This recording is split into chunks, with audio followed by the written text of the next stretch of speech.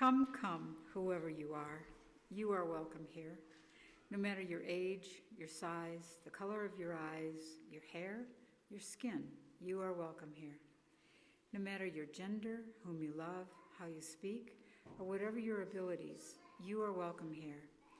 You're welcome here whether you come with laughter in your heart or tears in your eyes, you are welcome here. No matter what you've experienced in the past, no matter what awaits you in the future, you are welcome here. Whether you believe in God all of the time, or some of the time, or none of the time, you are welcome here. This is a community of open minds, loving hearts, and willing hands.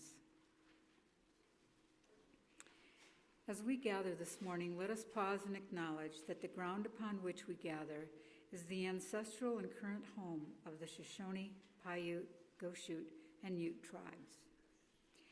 This month is Native American Heritage Month, so we will be especially lifting up and honoring the voices and perspectives of Native people of North America. I would like to share with you the following poem by Joy Harjo, National Poet Laureate from 2019 to 2022. Miss Harjo is of the Muskogee Nation, which originally lived in the southeastern woodlands of what is currently known as the United States area of West Virginia and Maryland to the north, bordering the Ohio River and Mason-Dixon line, and stretching as far west as Arkansas and Louisiana. Once the world was perfect. Once the world was perfect, and we were happy in that world. Then we took it for granted. Discontent began to rumble in the earthly mind. Then doubt pushed through with its spiked head. And once doubt ruptured the web, all manner of demon thoughts jumped through. We destroyed the world we had been given for inspiration, for life. Each stone of jealousy, each stone of fear, greed, envy, and hatred put out the light. No one was without a stone in his or her hand, and there we were, right back where we had started. We were bumping into each other in the dark, and now we had no place to live since we didn't know how to live with each other. Then one of the stumbling ones took pity on another and shared a blanket. A spark of kindness made a light. The light made an opening in the darkness. Everyone worked together to make a ladder. A Wind Clan person climbed out first into the next world, and then their clans, the children of those clans, their children, and their children, all the way through time to now, into this morning light to you. Good morning. I'm Cate MacGillivray. My pronouns are she, her, and hers. Welcome to all gathered here in the sanctuary and to those home in our virtual audience. We extend an especially warm welcome to those of you who are with us for the first, second, or third time. We are so glad you're here with us, and we look forward to getting to know you. Good morning. My name is Cinnamon Wolf. My pronouns are she and her, and I am the Vice President on your Board of Trustees. And the board is very excited to announce that we are ready to hear from you for the first piece of our strategic planning process. Strategic planning for South Valley's future, anti-racism work, and financial health are the board's priorities this year. You have ensured our financial health for this year with the successful fall fundraiser and the immensely successful auction. Thank you. You have also voted and engaged in anti-racism work, including our flag out front. Now we need to hear from you about South Valley's future. Your voice matters, and your strategic planning team, especially Ann Smith, has been working with the board and Reverend Lora since this summer to create the first means of gaining your ideas and input towards our future here at South Valley. Look for QR code in the order of service, on the sign in the foyer, and in the happenings. And please complete the survey, which should take not more than 10 minutes. The survey will be open through the end of the year. Then in January, we will hold listening session opportunities for you to go deeper with us in conversation about our beloved community and where we want to be in 5 to 10 years. So please feel free to talk to your strategic planning team, which is Anna, Maria, and Chris, Reverend Lora, Brenda Voisard, our board president, and any other board members, including myself, about any questions you have or thoughts about taking the survey. So we can't wait to hear from you, and I'm especially looking forward to our listening sessions. So we'll see you then. I have one. I'm Reverend Lora. My pronouns are she and her, and I'm happy to be with you again on this nicely warm Sunday here in Utah. I hope we all go outside with our flip-flops. I'm looking at Court because I know he loves his flip-flops, like I do. As a California girl, I am. I am very excited. Today is the beginning of Diwali, the Hindu Festival of Light, and our anti-racism team has put together a Diwali quiz for you. And Joshua is in the back there. He'll wave his hand. He's got quizzes for you to take during social hour, and the prize is Indian candy-ish. Sort of candy-ish. It's not Halloween. It's candy, but it's not... okay. It's not Snickers. So let's take a moment as we settle into this space. I'll give you a chance to Google Diwali for the preparation for the quiz and greet one another. Maybe greet someone that you haven't yet met or haven't talked to in a long time. So let's take a couple minutes to do that, and then we'll sing.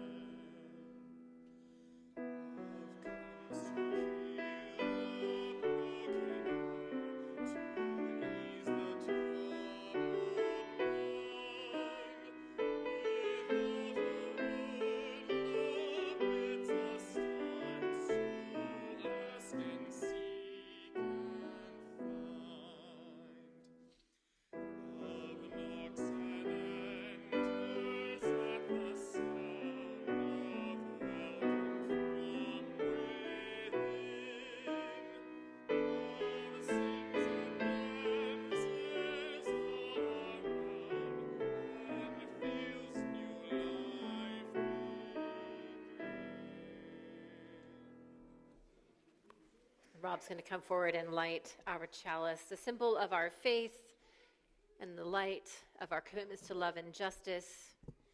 Let us pause for a moment also just to honor the season that this is and the start of Diwali.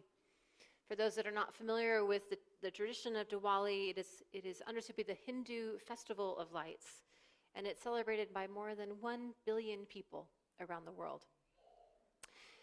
Now, Hinduism is kind of a broad, westernized concept that describes the variety and the complexity of regional religious practices throughout the subcontinent of India. So we should be careful not to make too many assumptions that all Hindus practice Diwali in the same way, or that they actually honor different gods and goddesses depending on their regional tradition.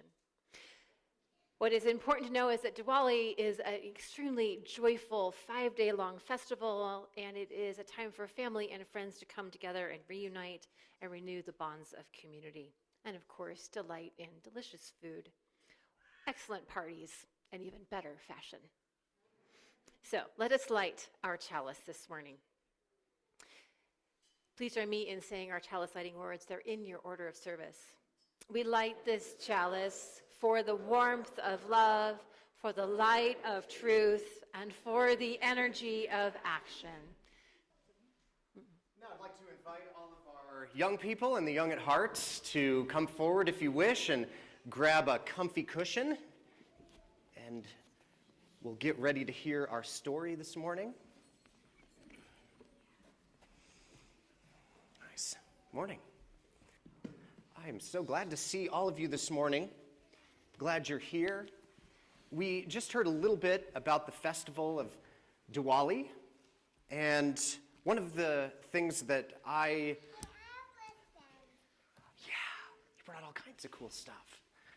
One of the things that I like about the celebration of Diwali is that it reminds us, it's a celebration of light. And we're reminded that even in the darkest dark, the one thing that darkness can't totally overcome, can't totally overshadow, is light. And so I think that's a really important message. And so I'm going to read a story about a family celebrating Diwali together. And this is a story without pictures that I can show you. But as you hear this story, maybe you could think about the times that you gather with your family for special celebrations. What does that feel like? What sorts of things do you do? What sorts of things do you talk about? What kinds of special foods maybe do you eat? And so maybe this celebration will remind you maybe of some of yours. This story is called Dipal's Diwali. On the first day of Diwali, everyone was busy cleaning. Dipal and Mohan were in their bedroom, and as they tidied up, Dipal took out some toys they no longer used and put them in a box.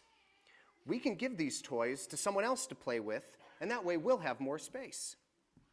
After cleaning the house, Dipal and Mohan went to the market with Mom and Dad. There were lots of things to get for Diwali. First, they went to buy new clothes. Dipal helped Mohan to find the perfect outfit. At the next stall, everyone else chose their favorite flowers. Mohan loved the yellow marigolds. Soon they were in the busiest part of the market. A crowd of people were buying diyas. Others stood and watched as more were made from clay. These are small celebration bowls. Mom and Dad gave the vendor enough money to buy all the diyas they would need. Everyone had to help carry them. The next day, Dipal was excited to go to the Rangoli competition. The family walked along together, admiring the beautiful patterns. These are beautiful drawings of mandalas and patterns on the ground. Dipal took lots of photos.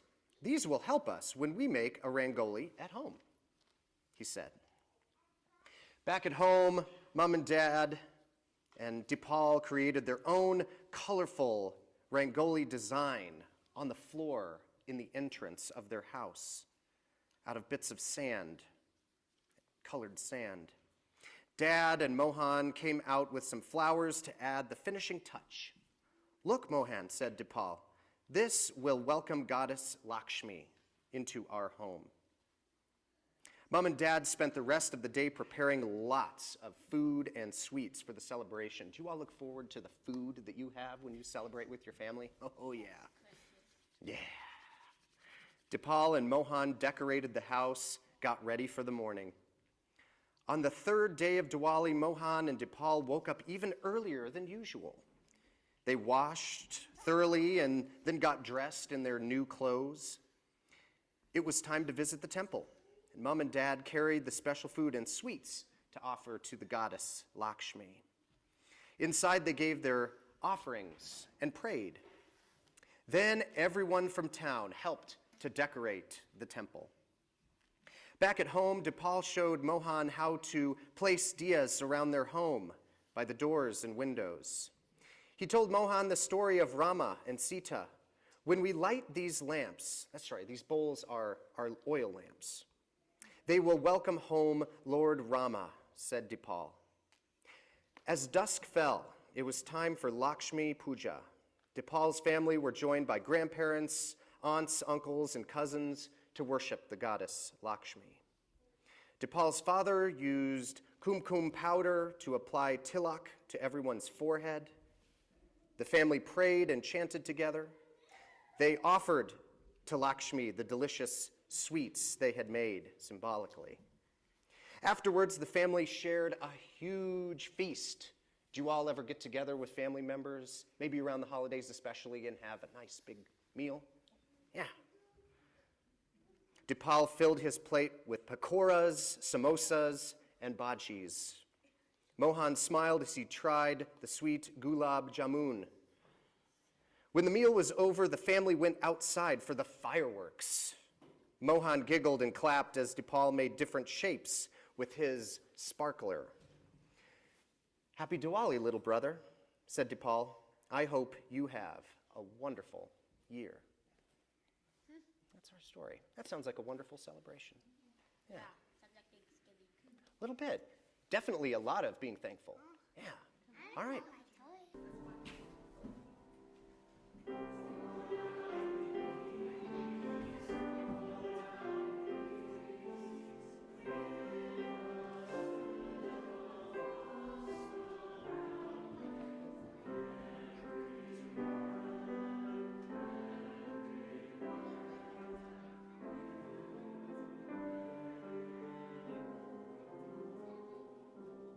This community, our church, and its many ministries are only made possible by the gifts you give of your time, your talent, and your treasure. Many of you pledge monthly to support our work, and for this we are grateful. Your gifts help to ensure that we are able to live our values of love and justice in the outside world. Part of our ministry at South Valley includes sharing our Sunday worship offerings with a charitable organization that aligns with our principles and values. For November and December, we are supporting the Children's Service Society of Utah. This organization provides coordinated care and support for children and families in our community with complex needs. Key programs include adoption and foster care support, as well as child care resources. Please join me in reading our offertory words in your order of service. We are this church. We are its hands, its heart, its voice. Together we share the wealth of this community and sustain it with our gifts. We'll now accept the offering. For those at home, you are invited to use the giving link in the online order of service.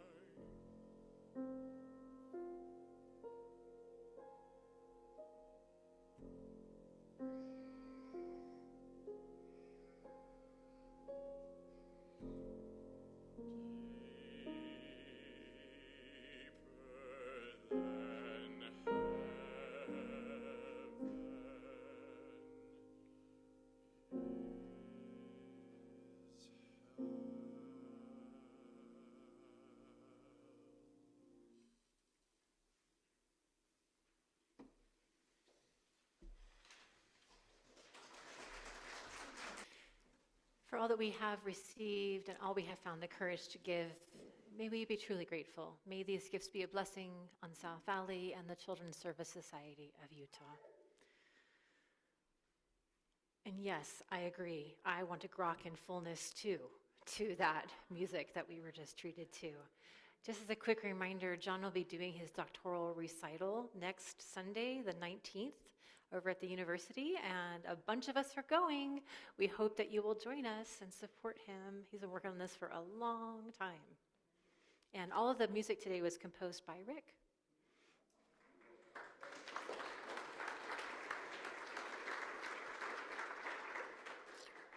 I'd like to invite you just to settle for a moment into a time of meditation.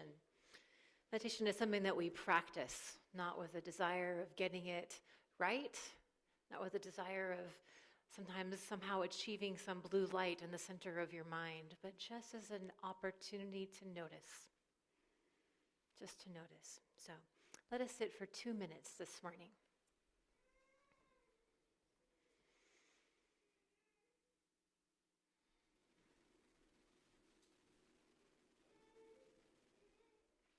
I'd like to invite the members of the Anti-Racism Task Force to come and join me here on the chancel. Good morning. I'm Marilyn Smith, any pronoun. We, the members here before you of the Anti-Racism Task Force, are here to provide support and care in maintaining open, honest conversations about the impacts of the current conflict in Israel and Palestine with this community and nationally. Being anti-racist means doing our best to stay in right relationship with others who may have vastly diverse perspectives and lived experiences than us, and to hold hope for healing and recovery through our courageous witness and compassion for all human beings. I would like to share with you a statement from the Unitarian Universalist Association from October 17th as a beginning guide for how to live into this as a community in light of the atrocities and ongoing violence in Israel and Palestine. The UUA condemns the horrific terror attacks from Hamas on Israel civilians and the taking of innocent hostages. There can never be justification for such an attack. The UUA condemns the harm to innocent civilians caused by the Israeli government's retaliation against Gaza and implores the Israeli government to do all it can to protect innocent civilian life and avoid further escalating military action.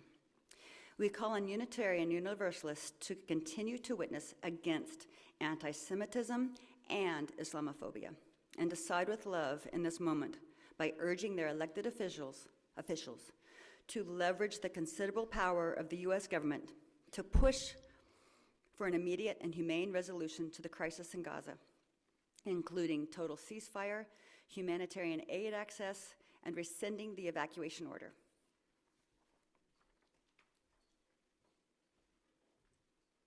Hi, I'm Becky Condis, and my pronouns are she and her. Unitarian Universalists, with over 1,000 liberal religious congregations in the United States and beyond, covenant to provoke core values and principles, which include support for a world community with peace, liberty, and justice for all. As UUs, we affirm our mutual humanity and interdependence and join with interfaith and human rights groups calling for respect of international law and protection of civilians. We declare that when vengeance repays vengeance, it becomes an escalating and inescapable cycle of violence. Within our UU faith communities, we have members who come from Jewish and Muslim traditions and members who have direct ties to the Middle East. The unspeakable acts of violence from the past few weeks have been felt directly and personally by many in our congregations. We pray for the safety of those who remain in harm's way and mourn those whose lives have been lost in this most recent wave of bloodshed. Amid this pain and grief, our faith community has historically sought to embrace the full nuance and complexity of the Israeli-Palestinian conflict. We believe that a lasting, peaceful solution to this conflict, which has claimed so many lives, must be rooted in justice and humanitarian principles. We are founding members for churches for Middle East peace, alongside other religious groups with historical roots in the Christian tradition. My name is Joshua Johansson, and my pronouns are he, him. At my old job, part of my team was in Ukraine. I enjoyed working with them and talking about coding and artificial intelligence. Then the war hit. One of my coworkers, Victoria, lived on the east side, bordering Russia. We lost contact right after the invasion, but she relocated to the west side. When we did get to talk, she was really shaken. Everything from anger with Putin to the international reaction to little things like not being able to go to her favorite cafe. Yet, what she said she wanted was to get back to work so she could have some normalcy. Soon we were back to talking about coding and artificial intelligence. She was still the same person, but now dealing with the ramifications of war. Victoria isn't any different from the countless individuals in conflict zones worldwide. People, just like you and me, with our own personalities and interests, but now dealing with the effects of war. The human aspect often gets lost in the broader narratives of conflict, where people are reduced to representations of sides. It's easy to forget the humanity. There are so many narratives floating around about how this side did this and that side did that. We use these narratives to figure out who is on the good side, who is on the bad side, who we are standing with, whose life is worth defending, and whose deaths we can ignore. These sides are assigned at birth. No one makes a choice to be Palestinian or Israeli. They are forced into a side. We forget that each person is an individual. Everyone's pain and suffering matters. This tendency to categorize people can lead to justifying extreme actions, including violence and human rights violations, based on which side one belongs to. We see these justifications being used to force evictions, steal homes, restrict movements, now invasions, bombings, taking hostages, and cutting off water, electricity, and other supplies. We see it played out in the U.S. as bomb threats against synagogues and mosques and other hate crimes become proxies for fighting for a side. Our culture, the media, and government all seem to justify this characterization. People talk as if making one side suffer reduces the suffering of the other. From my perspective, there is just one side, humanity, and our collective endeavor to conquer our own ingrained prejudices and destructive behaviors. My focus is not to single out groups of people, but to call out violent actions that have their roots in our own biases. I'm disheartened to see my tax dollars being used to perpetuate conflict rather than promote peace. I'm dismayed to see people I voted for take a hard stance against a ceasefire. I'm tired of seeing the international community ignoring the needs of human beings based on a side. Deaths are to be mourned. Attacks against civilians are against international law and should be stopped regardless of the nationalities involved. Advocating for the ceasefire is not just a matter of principle, but a necessity to prevent further life and to hold accountable those responsible for war crimes. Studying the historical and socio-political contexts of these conflicts helps us understand and dismantle the systems of oppressions that fuel these conflicts. This understanding is crucial to turn the narrative, to start seeing everyone as human beings. For this true peace, everyone needs equal access to food, shelter, voting, education, jobs, and to move freely. Once we as a worldwide community can see that, we can start to bring an end to the conflicts like this. We can never forget the humanity of each Palestinian and Israeli. Their lives matter.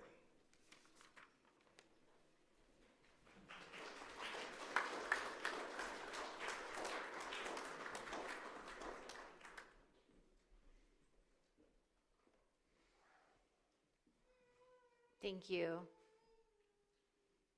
When we met earlier this week as a task force, we really felt called to surface that as a community and to touch on that pain.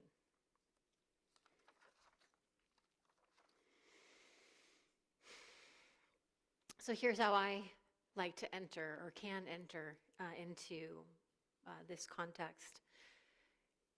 And it's a story that I may have told here before. It's certainly a story that I've told in other communities that I've been a part of. And it started in 2007. And it starts with me listening to, at the time, my favorite show on NPR, Fresh Air, with Terry Gross.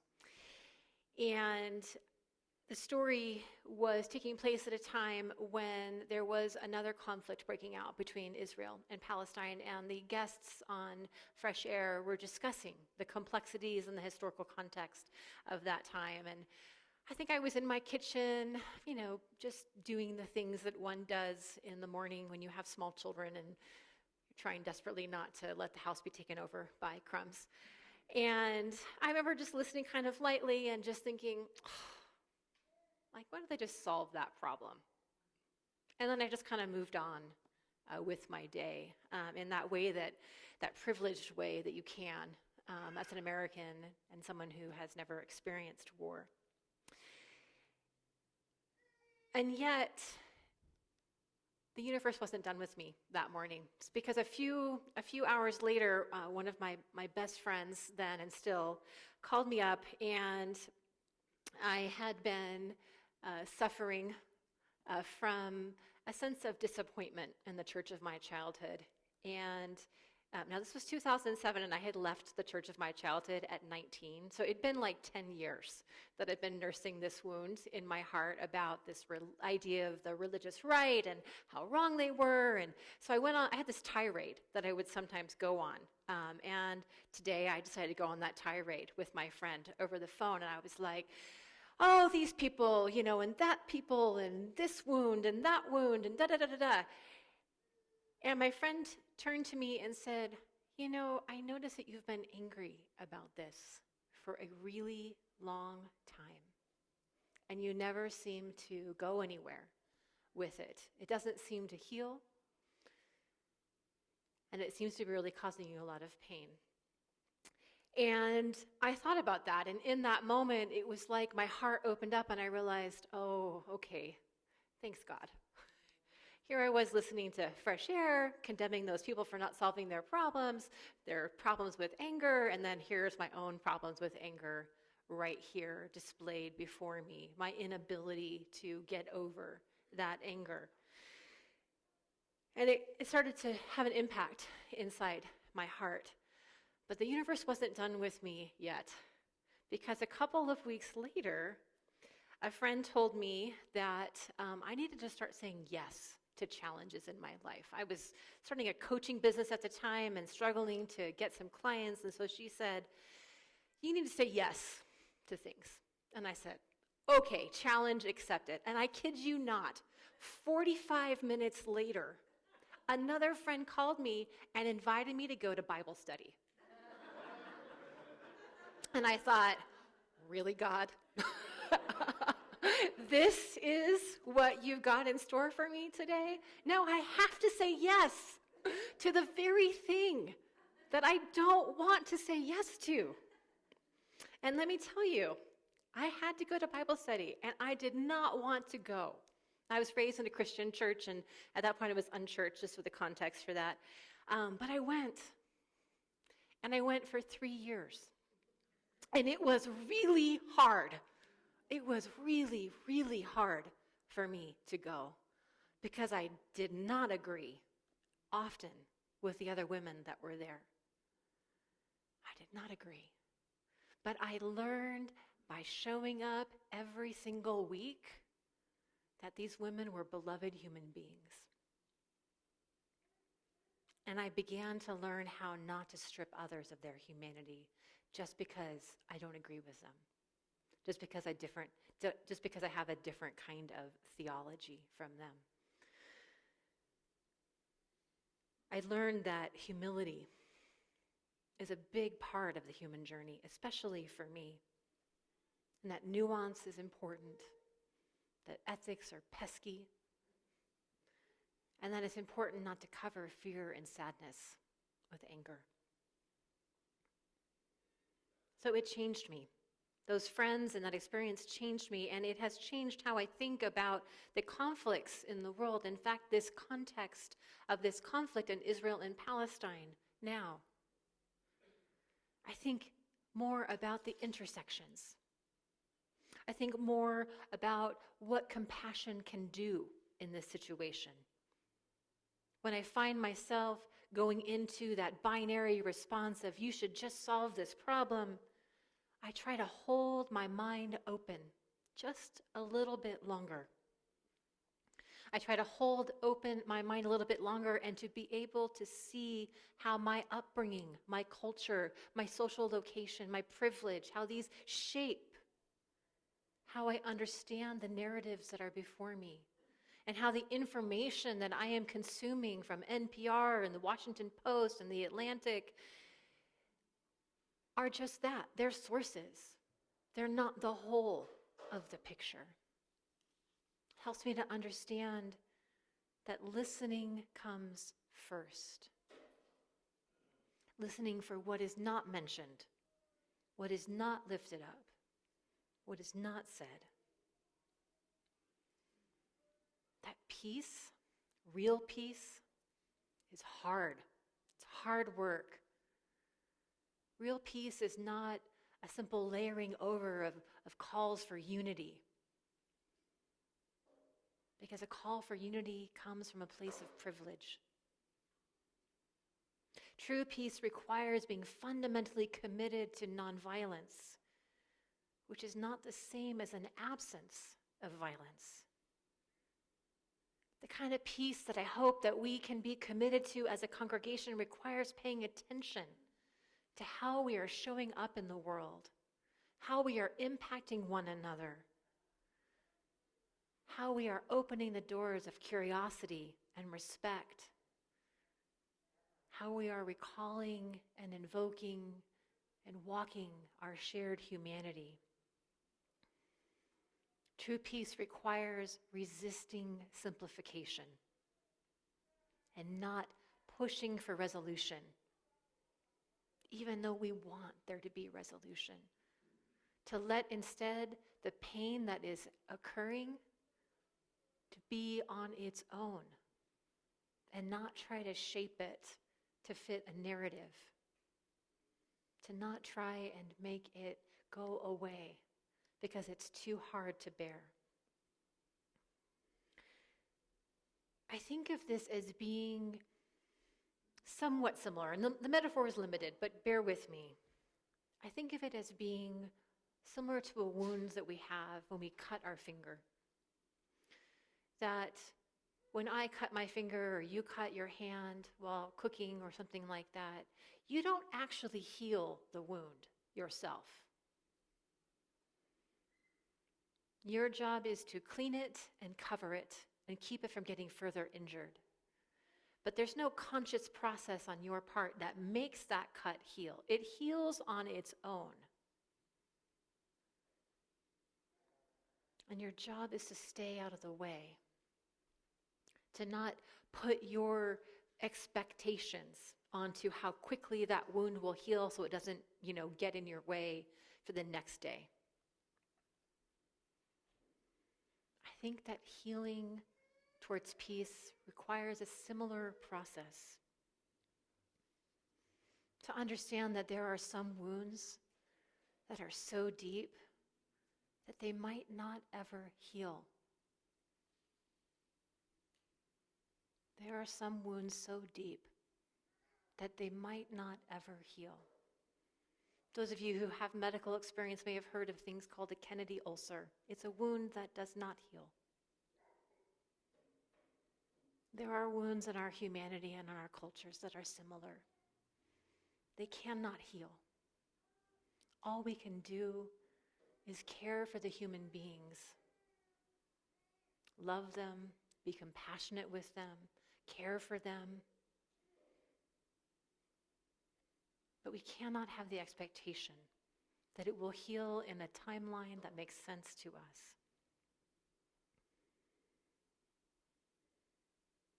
For many of us, our experiences of conflict are so mundane. Most of us on a daily basis here in Salt Lake City at most experience maybe an inconsiderate driver on the way to work, or a difficult supervisor, or a strained interaction with a spouse or a parent or a child, maybe even a grumpy person at church, just saying. We all know that in those moments, we can have these automatic responses. We can get hot under the collar, as they say. We can fail to respect and remember the humanity of the person before us. And often we can imagine, especially at church, that the best thing to do is to leave the community and never talk to that person again. It happens. It has happened, even here. I know that's surprising to hear that. However, those responses of shame and blame and feeling like there's no way that we can solve this conflict over where the coffee gets put in the kitchen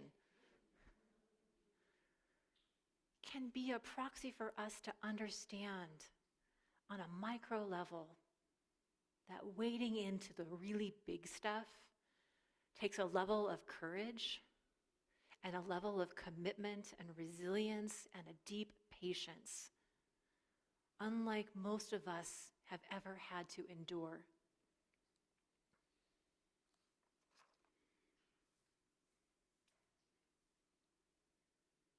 As a congregation, we can begin the work of healing by working on our own communication, our own interpersonal relationships. Because it's fairly obvious that we cannot have a drastic impact on what's happening in Israel and Palestine other than to show up and to keep speaking for it. But our job is not to directly work necessarily with the survivors. I mean, some of us might, but for the most part, our job is to be witness. And our best action is to turn to our own sources of conflict and to work on those. So that if and when we are called to a time and place where we need to address a deeper wound, we can do so because we have practiced in the past with the insignificant ones like the coffee in the kitchen. Responding to conflict takes skillfulness and courage. The situation in Gaza right now, I know we read about it, it is dire. The trauma is deep. And the fact that 50% of the population of Gaza are children, this matters.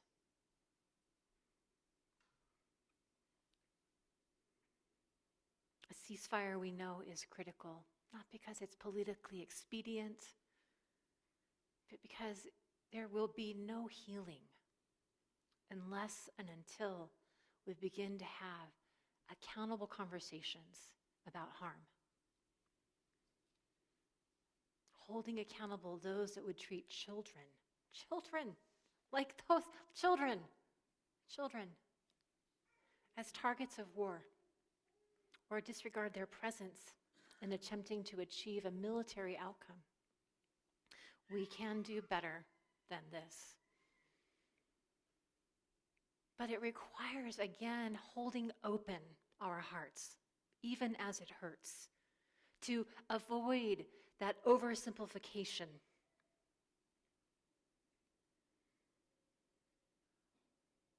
And I can only just turn it to the personal. That I have come a long way since 2007 in dismissing a radio show host and her guests, to reflect back on the importance of holding the heart open, of getting quieter inside and more reflective. Now, I know it's hard to believe I'm a little quieter than I used to be. I am a professional talker after all, but it is true. To try and be quieter, more reflective, slower to respond, and to allow that courage to rise up and to think, yeah, just maybe I can talk to her about where she put the coffee. This is a generosity of presence, a generosity of care, a giving of the benefit of the doubt, which is in its own way an act of generosity. So often we think of generosity as being an act of service, or giving money to someone in need, or baking brownies when they're recovering from surgery. But I would suggest that generosity starts first and foremost with a change of heart, an expansion of the heart. It's a broadening of perspective and a deepening of commitment, an expansion of time, and a desire to be fully present as much as possible so that we can respond with greater kindness and greater compassion in the world. I believe that one of the fundamental ways that we can observe and notice generosity is by noticing the way that the earth is generous with us. I know it's hard right now in this time of climate disruption to think about the generosity of the earth, because it often leads to this place of, I should therefore feel guilty because I am not being grateful for the earth. But I'd like to pause and slow you down in that response cycle and to just try and notice for a moment that the earth can model for us what healing looks like. That the earth is always healing, recovering, recycling, giving abundantly of its resources, not without limitations, of course, but that we can model our human communities after the ways in which the earth gives without an understanding or a judgment on how worthy it thinks we are. That all humans are worthy, that you are worthy, and that I am worthy. And how about this? What if you imagined that the world loved you back? What if you imagined that instead of being a problem for the earth, that you were a solution, and not just a solution, a beloved of the earth? What if we treated each other in this community as beloveds of the earth? How might that change how we are courageous in showing up for the micro conflicts that we have in our day-to-day lives? How might that help us to show up at our Thanksgiving tables in a couple of weeks with our in-laws who have different views than us?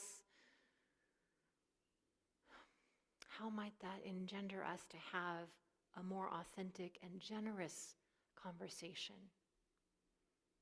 Trusting that those lived experiences, those political experiences that are so vastly different, are not the sort of thing that has to tear us apart. This is not to say that it's all about kumbaya and unity. Those differences are real. But that in having those conversations, those difficult and tender conversations, we do our very best to leave the humanity of ourselves and another intact.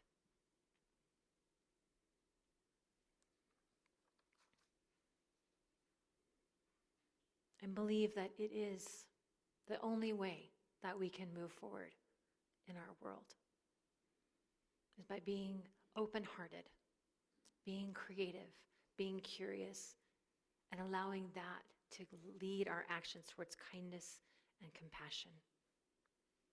And I believe that it starts with us right here and right now, and that is the best that we can do, because that is where we are the most powerful and the most capable, is right here in our inner circle. And to keep then showing up in the world and speaking the truths that need to be spoken, in hopes that we will someday return to that place that Joy Harjo mentioned in her opening poem, a world that is made perfect because we are in it, not in spite of it. Amen. Let's sing. You can remain seated for this song and just sing it contemplatively.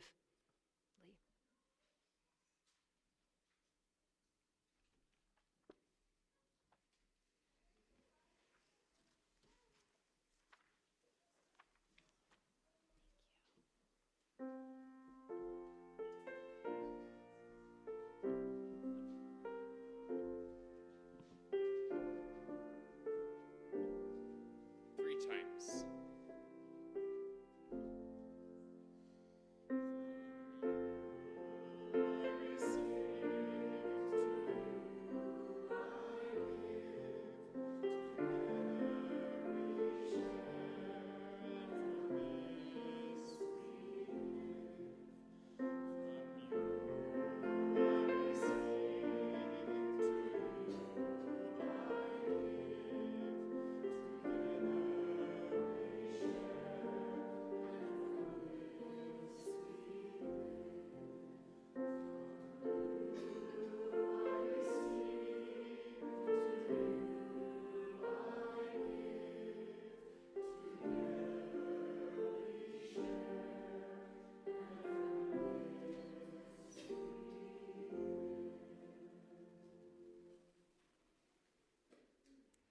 We extinguish this chalice, but not the warmth of love, the light of truth, nor the energy of action. We hold each other in our hearts until we meet again. Please remain standing for the benediction.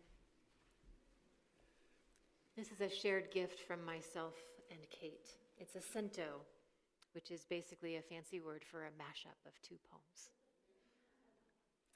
When despair for the world grows in me, You do not have to be good.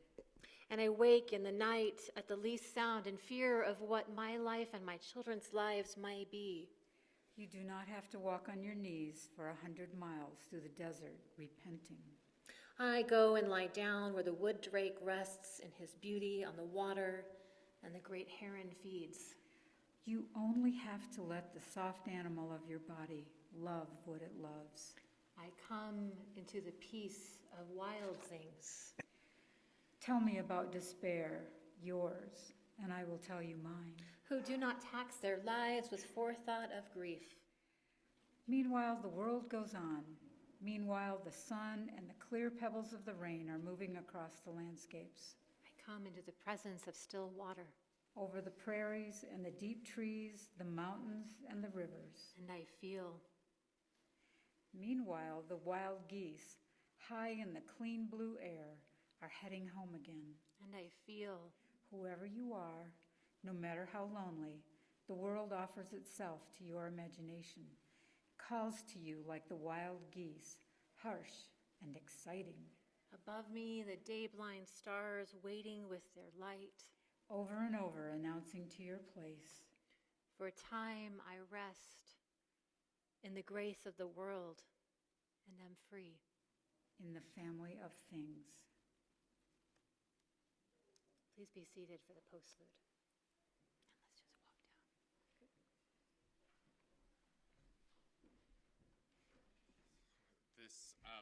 This recital that I'm giving, I'm really excited for it. It's next Sunday night, and I welcome any and all of you to attend. It's free. It's at the University of Utah School of Music on the top floor, and it's at 8 p.m.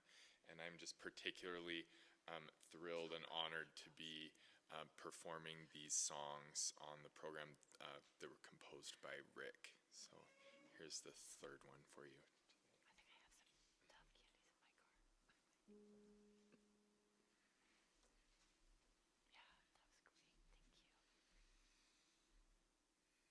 In spite of everything which breathes and moves, since dawn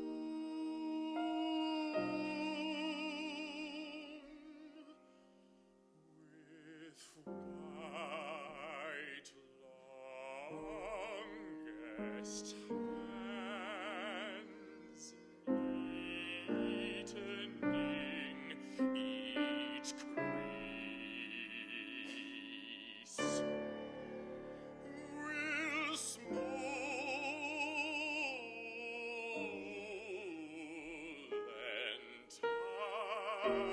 entirely our minds.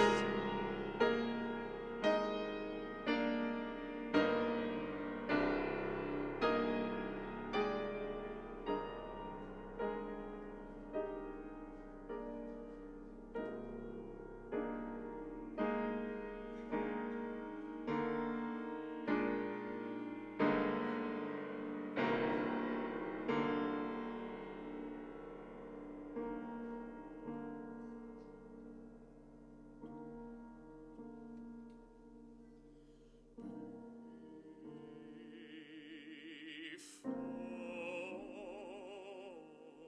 leaving my room, I turned and stood